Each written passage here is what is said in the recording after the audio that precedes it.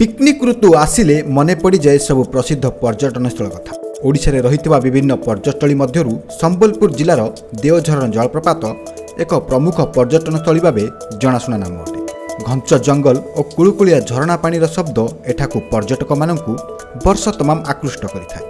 प्राकृतिक सौंदर्य और मनलोभा जलप्रपात पई एही पर्यटन स्थल बेस चर्चित।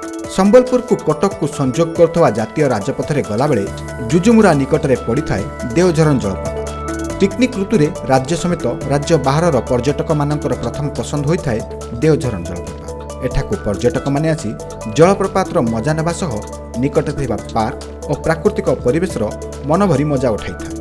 तेबे प्राकृतिक बनानी मध्य सभा पाउथवा देवझरण जलप्रपातर विकास पई सरकार किछि काम करछन सत, किंतु एबे भी ए स्थानर विकास पई कार्य करिवार आवश्यकता रहितबा कहिसंती देवझरण विकास मंचर आवाहक अरुण देहुरी देवझरण विकास मंचर आवाहक। सरकार तरफ तो बहुत किसी पदक्षेप निया जहाँ कि रास्ता है कि आमर टॉयलेट है किंतु वर्तमान जेन जगार जेनटा हबार कथा सेटा है ना पारी। किसी विश्राम गार दरकार अच्छे, गोटे जगार टॉयलेट दरकार अच्छे, बोटिंग दरकार अच्छे, सब सुविधा है कि तार इम्प्लीमेंटा हो नहीं पारे छिन तक। आम सरकार को अनुरोध करूँ, बारंबार भी अभियोग करूँ तार उपरे केनते जेते शीघ्र आरंभ हबार लगे। टूरिस्ट तो इन आप कहबे बेले तो छत्तीसगढ़ रू भी लोग आसुचन, झारखंड रू आसुचन, ओडिशा तो पूरापूरी कटक भुवनेश्वर ऑल ओवर ओडिशा रू लोक आसुचन। जाति मान देखा केवल वाटरफॉलटा वर्तमान अच्छे आम बोटिंग जेहेतु हो नहीं पारे से लोक मान बहुत गोटे क्षोभ रही होचे।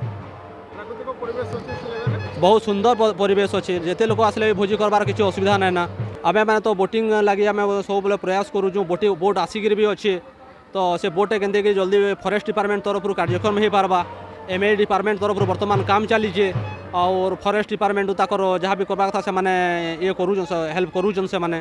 संबलपुर जिला तथा पश्चिम ओडिशा रे निजर प्राकृतिक सुंदरता पई यथेष्ट ना करथिबा देवझरण जलप्रपात को अधिक पर्यटकों को आकर्षित करिया पई अनेक विकासमूलक काम करिबा सहित देवझरण को अधिक विकास करागले यह जातीय पर्यटन स्थली रे मान्यता पाई परिबो बोली स्थानीय बासिंदा कहिसंती। देखंतु देवझरण हूँ गोटे ऐतिहासिक आउ गोटे सौंदर्यर गंताघर कहले अतृप्ति हम ना। बहुत सुंदर माने आपण परिवेश पाइबे सेठी। नो पोल्यूशन, नो माने साइलेंट जोन अच्छी। बहुत सुंदर, बहुत पर्यटक एटिके आसंती। आउ विशेषकर एटा डे टूरिज्म भाव में मान्यता पाई।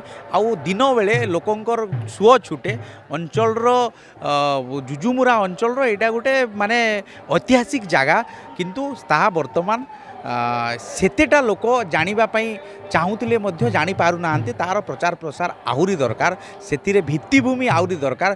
जो से अंचल रे जो झरणाटा अच्छी सेटा धीरे दिन को दिन सेटा कमिबारे स्रोतटा लागिछि।